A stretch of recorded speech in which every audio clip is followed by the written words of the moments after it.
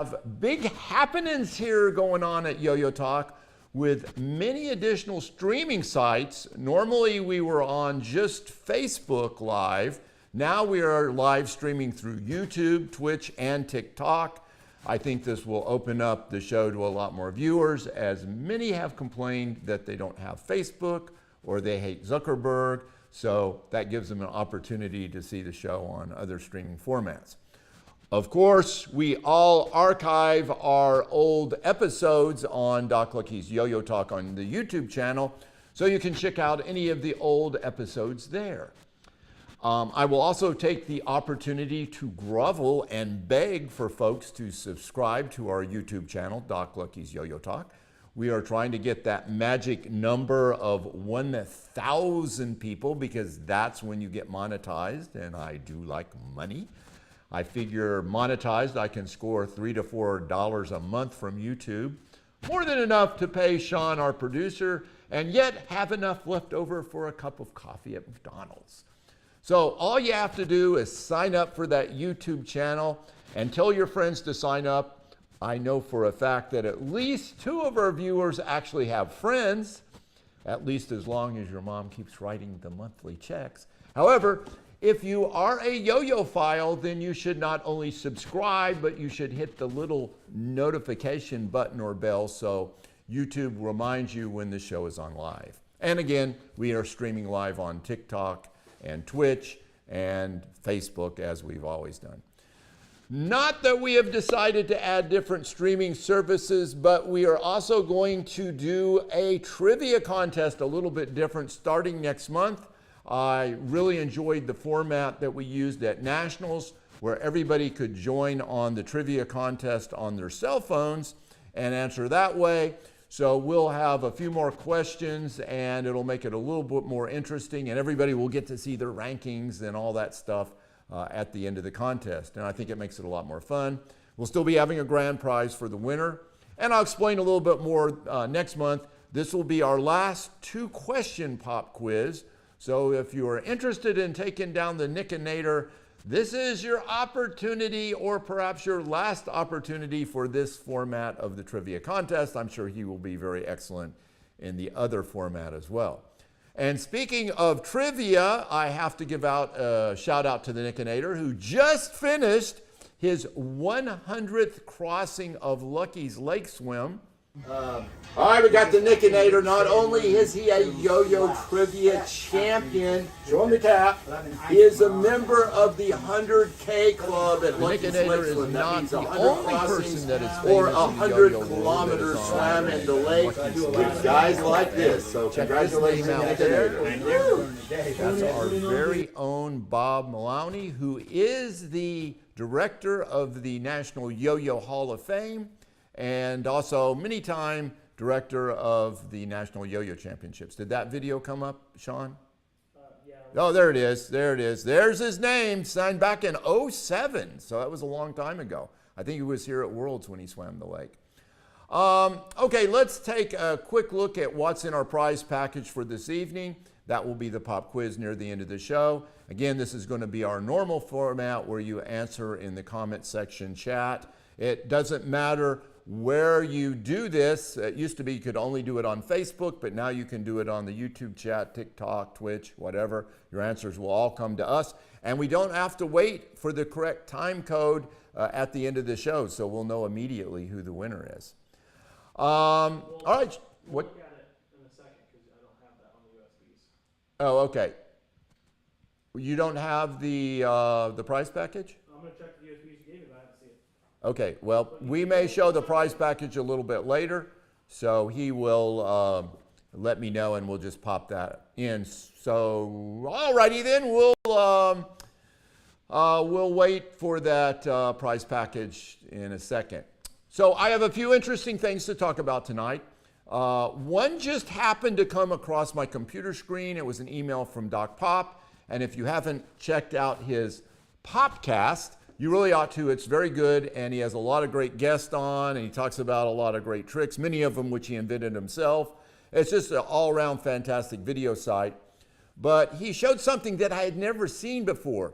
He went to a program which was an AI, artificial intelligence, and he plugged in some yo-yo trick names, and the computer generated basically illustrations from these prompts. And this one I'm showing you right now here is what the computer came up with for Rock the Baby. Check that out.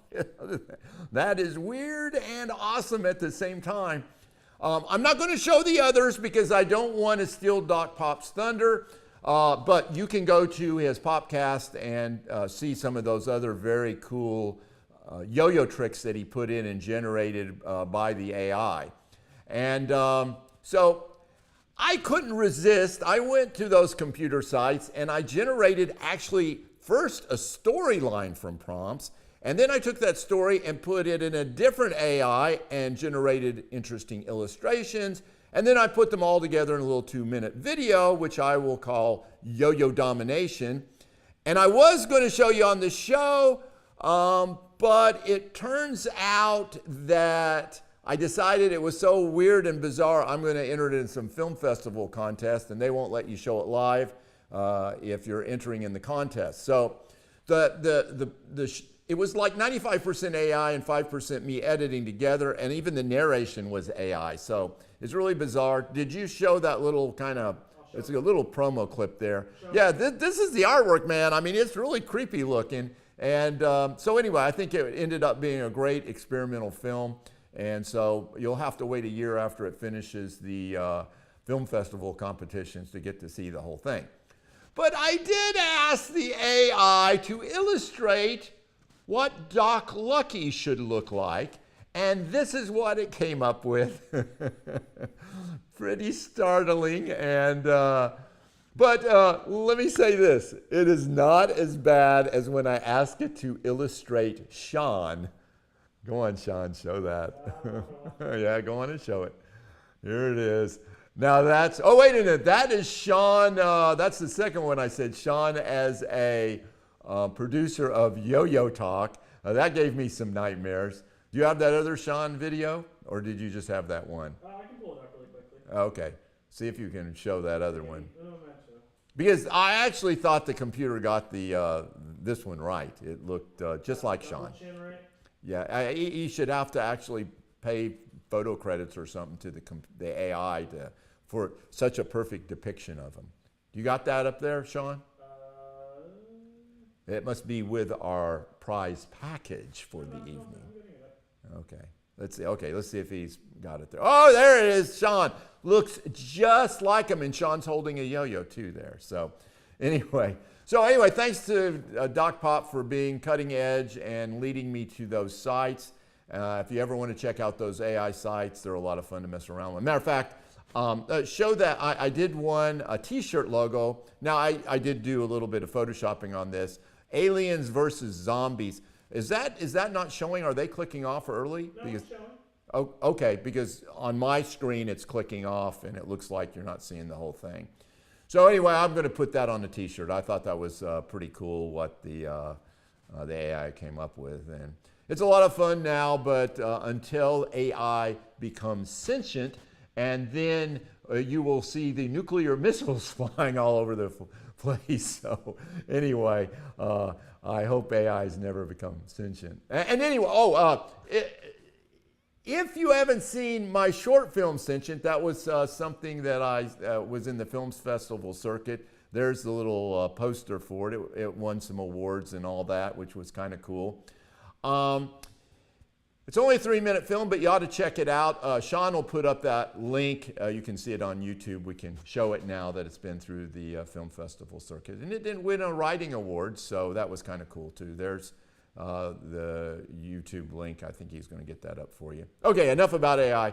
So I'm going to talk about a few random things. First, I'm going to talk about bandalores. Bandalores are what yo-yos were called before they were called bandalores. And this gets into the deep history of the yo-yo. I want to show you some that you can look for, and then some things you should be aware of so you don't get stuck paying a lot of money for something that may or may not be a bandalore.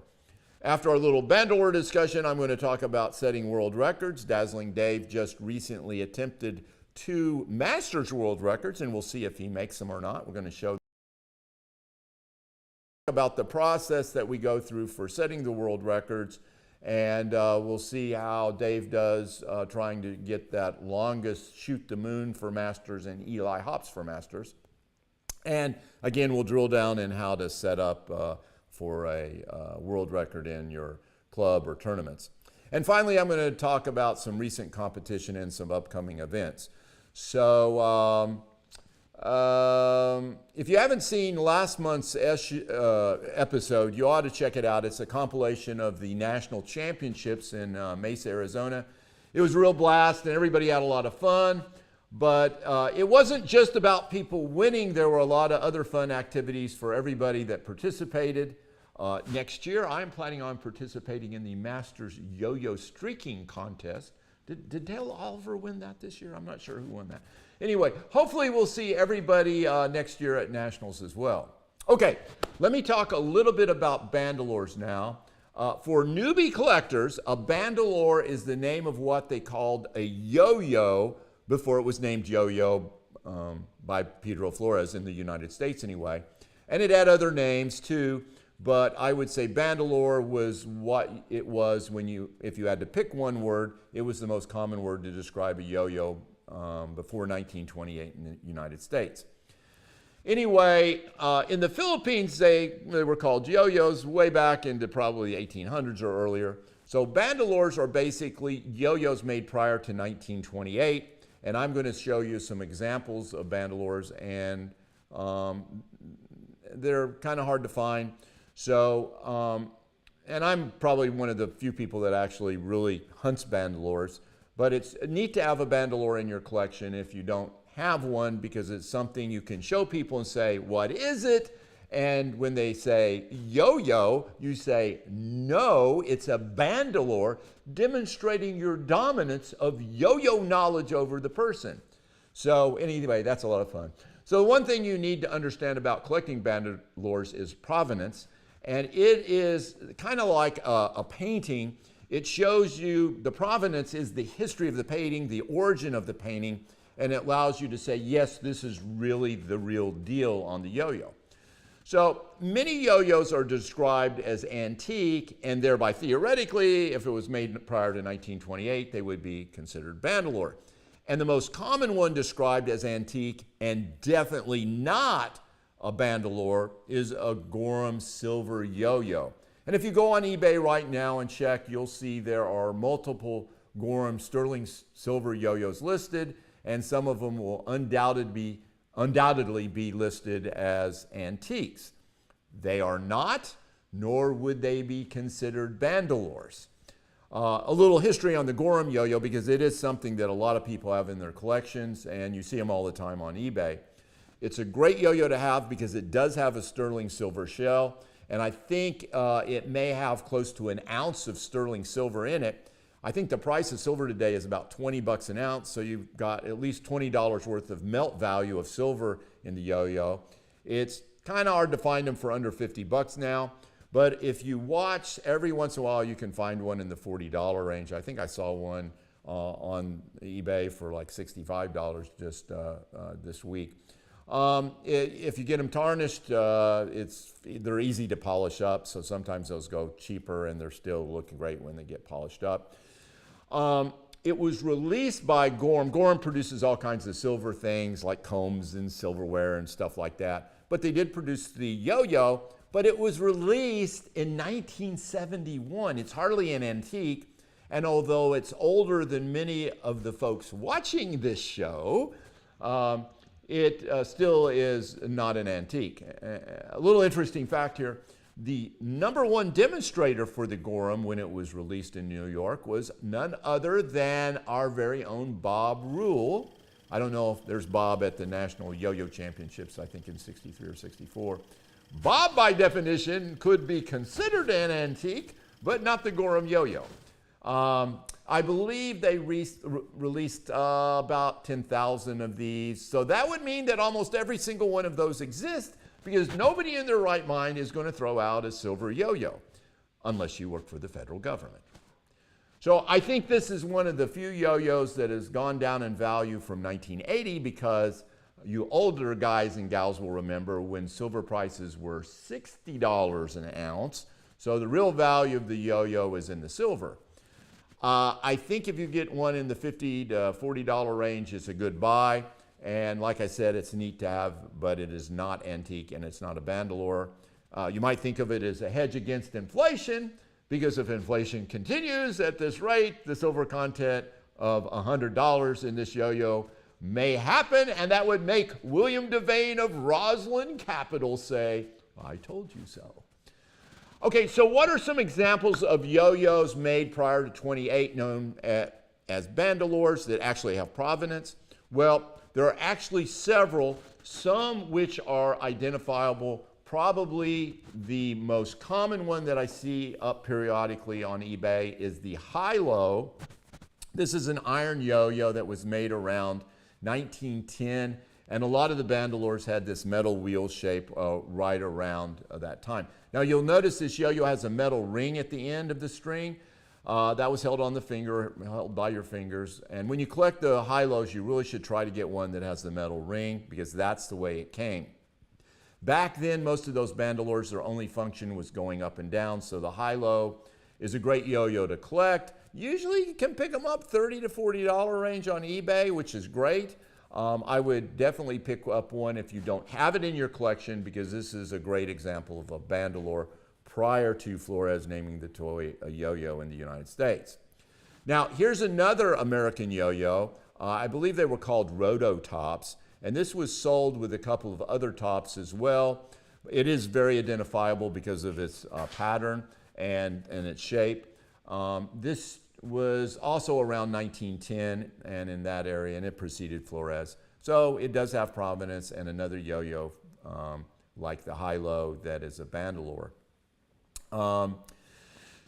Let's see what, and let me just say, most of these don't have seals, and as you've heard me say before, a yo-yo is kind of like a penny or a coin without a mint mark. If you have a penny that has a mint mark, doesn't have a mint mark, it is worth 1 penny. It doesn't matter what it really was. If it was a 1909 VDBS penny that sells for $1,000 now, if that date is off there, it's worth just a penny. And it's kind of the same as a yo-yo. The only exception would be if you can have provenance. Provenance can supersede a lack of a yo-yo.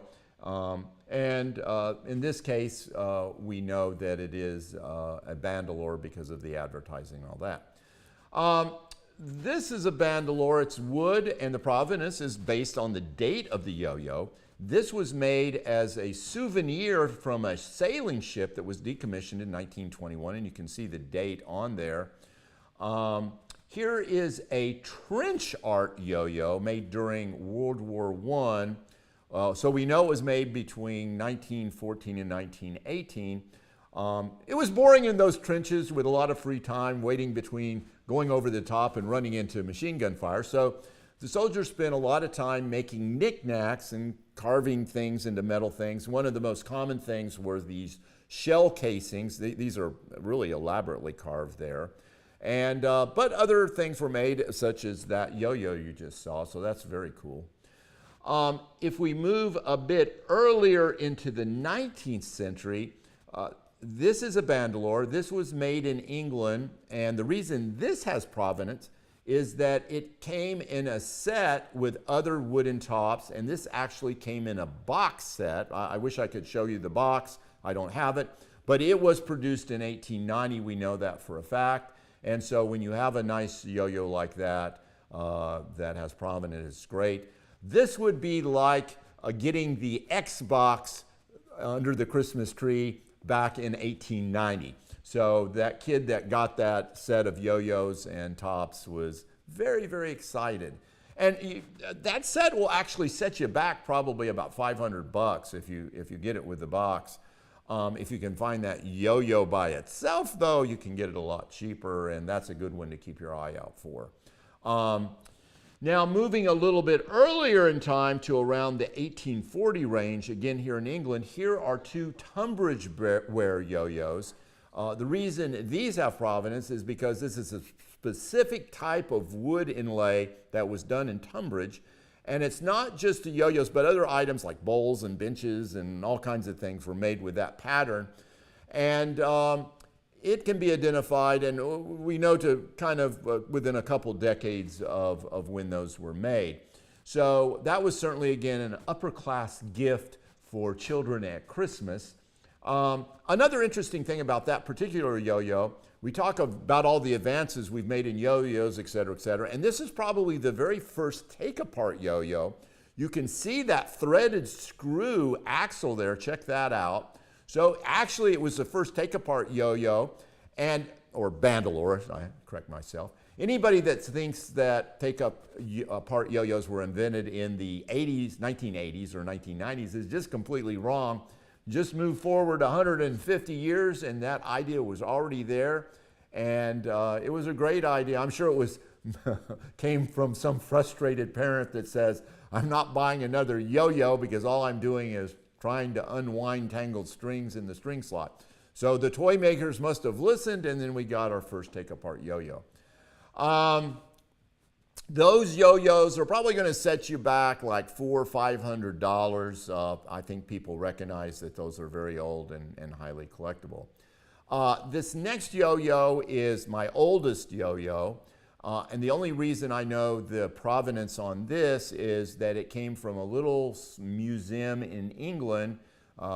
This was dated from 1790. That was during that period when we had that French yo-yo craze going on, and it kind of spilled over into England. So that's a brass yo-yo, and that was hammered brass. Probably that was not necessarily the yo-yo found in the upper classes, but maybe the lower classes. So it was nice to have that one survive. Other bandalores make it a little bit difficult to identify without some sort of provenance. For example, this ivory yo-yo. Ivory yo-yos mostly are bandalores. Could have been made during the early 30s craze in France. It's difficult to tell. How do you tell an ivory yo-yo from a plastic yo-yo? This comes up a lot. Well, you can heat up a needle, and you can find a place where it won't show and put it in. And if it goes in and you smell a smell like burning hair, then it's an ivory yo-yo. If it smells like burning plastic, then you know it's plastic. Also, the needle will melt into the plastic yo-yo much easier than it would into the ivory yo-yo. That's probably not the best way to identify it, but it is a quick way. If you look at these ivory yo-yos under magnification, sometimes you can see a subtle grain pattern in it that won't be in a real ivory yo-yo. And ivory yo-yo. And you're probably not going to find an ivory yo-yo on eBay because there is a ban on selling ivory products on eBay. And I think you can go to jail in California if you try to sell them. So anyway, not something you're probably going to come across, but who knows what you'll find at the nearest flea market. Here's an example of a yo-yo advertised as a late 19th century yo-yo, meaning around 1870s, 1880s, which would make it a bandalore. However, notice that braided nylon cord that looks like it came with a yo-yo. Nylon didn't start being made until the 20th century. Therefore, it's an interesting yo-yo, but not a bandalore. I don't know where that came from. It's foreign. I think it's French. But I don't know what decade. I suspect since that nylon cord, it's probably from the 40s or 50s. Here's another yo-yo that might be a bandalore. These medallions are dated late 18th century. I think the date on that other side on that is 1760 or something. And so I suspect this also came from France. I suspect this was made into a yo-yo during that French yo-yo craze in the late 1790s, but we don't really have any documentation, so it's just a guess. This wood yo-yo from the Philippines probably was made before 1928, so would it be considered a bandalore? Okay, that's a trick question. The answer is no, because they were called yo-yos in the Philippines even before 1928. So technically, that is just a yo-yo, not a bandalore. Okay, what about this yo-yo? I'll give you a second to ponder this. Is this a Bandalore or is this a yo-yo? There is no seal on it, but it does have very good provenance. And the reason it has good provenance is because this was one of the first yo-yos that Pedro Flores made. This was hand-painted by himself. And since Flores called these yo-yos, this would be a yo-yo, not a Bandalore, even though it was made before 1928. This was probably made in 1926 or 1927, right before he started mass producing yo-yos with the name yo-yo on it. So anyway, a little bit of trivia there. Anyway, that's my little rant on Bandalores. I hope this discussion helps you a little bit and maybe stimulates some interest in Bandalore. If you do have some Bandalores that have some provenance, we'd love to hear about them and post them on the different sites. So, yeah. We have our pop quiz, and we also have some people tuning in on YouTube for the Oh, great! Our YouTube people, welcome, welcome. And we've got 3 people tuned in from Twitch as well. Twitch, all right, good, all right. So we're always starting to get folks watching on the other streaming channels. Okay, we're going to show the prize package right now, so if you missed it, it's only about a minute and a half. So go on and show that now, Sean. Okay, here's our prize package for this evening, and this will be the last pop quiz that we have. We're going to go to a more traditional trivia contest. Of course, Lucky's Collector's Guide to 20th Century Yo-Yos, a must-have.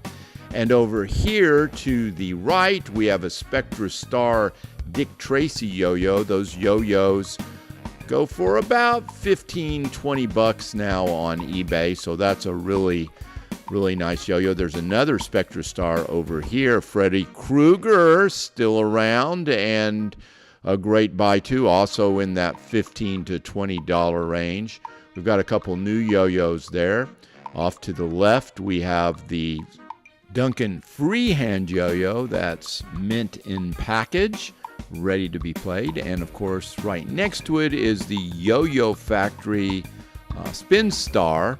That's a light-up yo-yo. Of course, probably the major find in this little collection is that Cross Flags tournament from the 1960s, still mint in package, and the pink color is a little bit more rare than some of the others. We've got a signed card by Duck Lucky himself, a Duncan Yo-Yo trick book, a old string pack from Canada, a couple of Pro Olympians, and a couple of cheap OTC tin yo-yos, and there you have it. All right, there's our prize package for the evening. So that'll come up just a little bit later in the show in our very last pop quiz. And again, we're going to switch to a trivia-style contest in the following episode. Now, as you guys know, we still continue to maintain world records. It used to be the American Yo-Yo Association that would sponsor the events. But we have continued to maintain the AYYA world records and giving out certificates for records that are being broken. And Sean, are those videos? Okay, there's our AYYA logo. So anyway, I'm very happy to report that Dazzling Dave recently attempted some world records. So we're going to take a look at the video and see if he gets the records, and I'm going to do a little voiceover of it talking about the world records and how to do them, et cetera, during the video. The video is about 4 or 5 minutes long, and then we'll be right back. So Sean, let's roll that video. Okay, just a brief overview on setting a world record. First, it must be done at a competition or a club event. It has to be something that is promoted and announced, and you need to have at least 20 people there, which includes the general public. So it's not sit at home and just do the trick and from a video camera and send it in to us. So here Dave goes, trying to set the new world record for Shoot the Moon longest.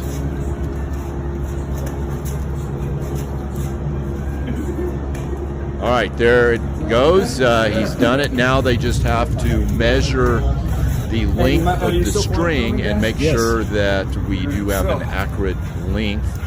And as they measure it out, it is the new Masters world record.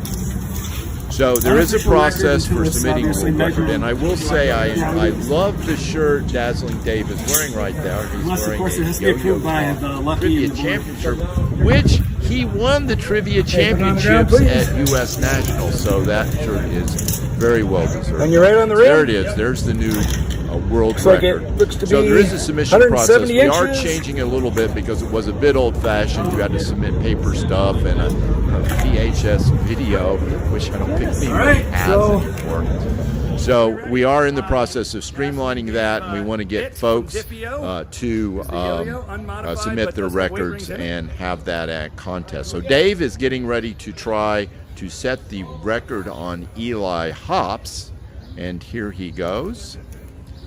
He has actually 2 minutes. 2 minutes you have, and you can stop and restart, but that has to be within the 2 minutes once the timer has started. Once you have gone out of that 2 minute window, whatever trick you're doing, that's your last run right there. So we'll see how Dave goes. He is still working on it, looks like. Almost had a pause there. Well, he did have a pause, but it was okay because he kept the yo-yo on the string. You can hear the clicking in the background. That is the clicking of the timers and the judges. They all have clickers to check, and then when this record attempt is completed, then this will go off to the World Record Committee, and they will view it to make sure it is a legal thing. Notice how he's getting his hands together on the Eli hops. That's important for this particular trick. And he's doing a fantastic job. There it is. And he was over the 2 minutes, I believe, so I don't think there's a restart there. Or maybe there is. I don't know. I'll have to wait and see. I can't remember if he's still within the 2 minute time frame. Oh, nope, there he is. New Masters World Record for Eli hops. It looked like that was 87. So congratulations to Dazzling Dave on his 2 new Masters World Records. Apparently takes a Hall of Famer to break a Hall of Famers World Records. That world record was held by Bill DeBoiseblanc at 69 Eli hops. Oh wait, Dave is going again. I guess he was not satisfied with that record, and he was within the 2 minute time limit, so he could restart and try it again. So he's going for it. That could be well, that's okay. There's nothing wrong with that. He's within the 2 minute time limit, and he is going strong, so you can hear the clicker going again. So we will just wait and see if he is going to beat his previous count of 87. He's looking pretty strong right here. Still going. He had a little catch there on the string. It looked like he was going to lose it for a second, but he is pretty amazing with those Eli hops, as you can see. I love the bandana. It's great. It's a good look for him. But like I said, the t-shirt's even a better look. I understand he wears that to church. So it looks like right now he's probably approaching his record or has passed it. I'm not sure. I can't hear what they're saying count-wise. But I would think that he is getting very, very close to the record now. And he's still going strong. That's one good spin he's got going there. So as long as it doesn't lose its spin, he can keep pounding out those Eli hops. And we're probably getting ready to come to the end of that. I am sure by now he has broken that original 87. So I'm sure it looks like he's well over 100 would be my guess. And getting close. Here he comes. Let's see what happens here. Oh, there it is. There it is. So let's get the final count there. 137. Congratulations to Dazzling Dave, new Masters World Record holder, Eli hops. 137. Okay, congratulations again to Dazzling Dave on those new world records. And again, we're revamping and making it much easier to submit the world records. That should all be done by the fall, so we'll get that information out, and we hope you contest directors will incorporate that into your contests now. And good to see John back. John, welcome back. I know you were on a little bit of hiatus from yo-yo talk, but now you're back to being addicted again, so I like seeing that. All right, there were some yo-yo contests that had been going on. You had the National Filipino, it was an online contest. I never got any highlights from that, but I think that's already happened. So if somebody out there has some clips, I'd love to share those of the winners for their Filipino National Championships. And I also got notified that they are going to have an online World Yo-Yo Championships. We're going to, I reached out to them as being a possible sponsor. I haven't heard anything, so I'm not sure what's going on with that contest. If you are with the contest, give me a call and we'll see what we can do at Yo-Yo Talk to help sponsor that and get more information out that we can share with all the viewers. Before we get to our pop quiz, I do want to mention something that has popped up on eBay. This is a box of Cheerios from Canada. Now, that says Whistler Butterfly on it, and this is a minty box, and it was up for sale for $600, which, you know, was pretty interesting price if there was only one, but here's a couple problems. Number one, what is inside the box is not Butterfly Whistler. They are the double doozers. There they are. So that little plastic seal on them, that comes off. There's a little slot in there to push the peg where you can convert that into a top. Now it is a Whistler, but it's certainly not a Butterfly Whistler. So it's a different box with different yo-yos, and they have more than 10 boxes up for sale, they say. So there is no way that is going to go and stay at $600. As a matter of fact, I'll tell all the viewers, I paid much less when I made an offer, and so I would not recommend making an offer anywhere close, not even anywhere close to half of that.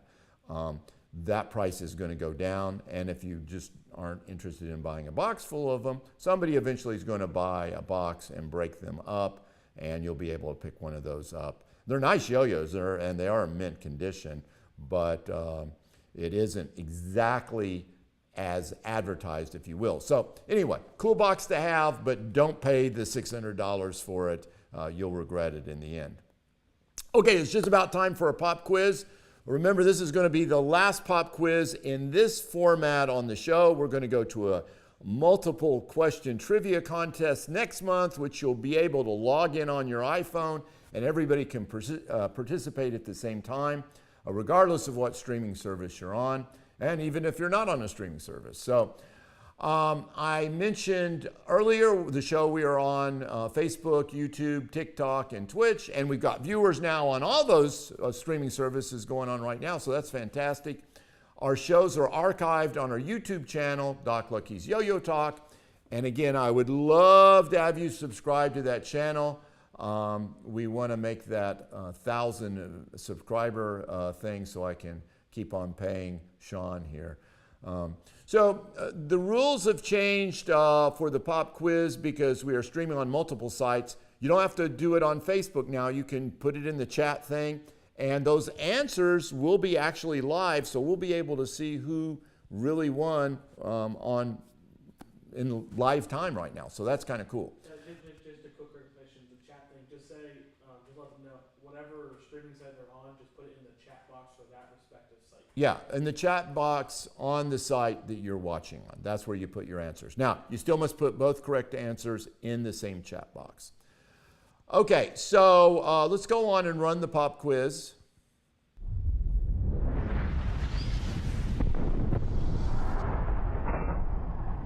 Doc Lucky's Pop Quiz. One shot, one champion. First to answer both questions in the Facebook comments wins. Get ready.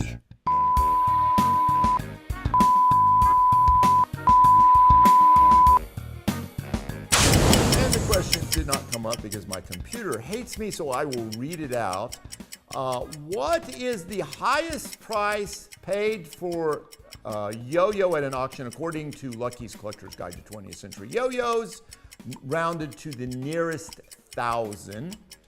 And who is considered the father of 3A? That's his picture right there. So he is considered by, at least, who does Lucky consider the father of 3A yo-yo play? And there he is demonstrating 3A earlier in the formation of 3A. So the highest price ever paid for a yo-yo at auction, I'll tell you, it's the Nixon signed yo-yo that was sold at the Grand Old, it was actually given to Roy Acuff at the Grand Old Opry in the 70s. And just about 2 or 3 weeks later, oh, we got it?